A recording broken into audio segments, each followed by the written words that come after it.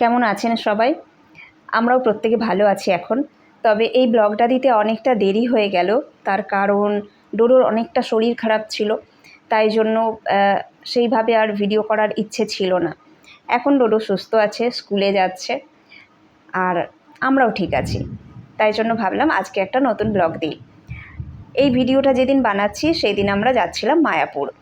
Tata থেকে রাত 2টোর train ধরেছিলাম হাওড়ার জন্য, আর এটা এখন হাওড়া ঢুকছে। সকাল হয়ে গেছে এখন।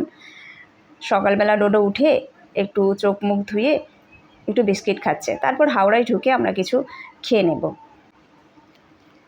কলকাতায় অনেকগুলো কাজ আছে, হাওড়ায় নেমে প্রথমে সেই কাজগুলো পরপর করব, তারপর আবার হাওড়া ব্যাক করে কাটোয়া লোকাল ধরে মায়াপুর।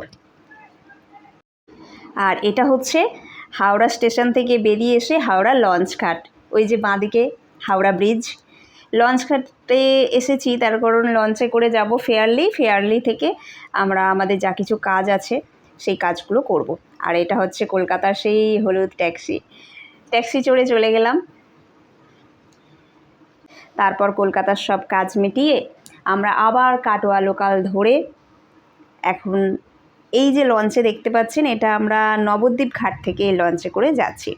ভিডিওগুলো পরপর দেয়া হবে না, তার কারণ অনেকগুলো ভিডিও জমে গেছে, তাই আমি সব ভিডিওগুলো মোটামুটি 2-1 দিনের মধ্যে শেষ করতে চাই। মায়াপুরে গিয়ে আমরা কি করলাম, আমরা মেনলি কেন মায়াপুর যাচ্ছি সেটাই বলি। ডোডো এই বছর 5 বছর পূর্ণ হলো। 5 বছরের জন্মদিনে আমরা ঠিক করেছিলাম ভগবানের কাছে পুজো দেব, তারপরে বাড়িতে এসেও জন্মদিন সেলিব্রেট করব। তো সেই জন্যই মায়াপুর যাচ্ছি। আজকে যেহেতু 30শে জুলাই আর 31শে জুলাই আমার ছেলের জন্মদিন, তাই 31শে জুলাই ভোরবেলা মায়াপুরের মেন মন্দিরে, ইস্কন মন্দিরে রাধা মাধবের কাছে পুজো দেব, দিয়ে সেই প্রসাদ ওকে খাওয়াবো। সেই ভিডিও, সেই ফটো আমি আগে কিছুটা আপডেট দিয়েছিলাম, তবে এই বড় ভিডিও আর দেয়া হয়নি। আর আমরা নবদ্বীপ ঘাট থেকে লঞ্চ ধরে মায়াপুর ঘাটে এসে এখন মোটামুটি মায়াপুর মন্দিরের ভেতরে ঢুকে গেছি। আপাতত আমাদের এই 3 থেকে 4 দিনের ঠিকানা এই মায়াপুর। দারুণ শান্তির একটা জায়গা। অনেক সুখ স্বাচ্ছন্দ্য ছেড়ে দিয়ে আমরা এই জায়গাটাতে এসে অনেক শান্তি পাই, অনেক আনন্দে কাটাতে পারি। যাই হোক, এই 4 দিন কী করলাম সব দেখাবো আপনাদের।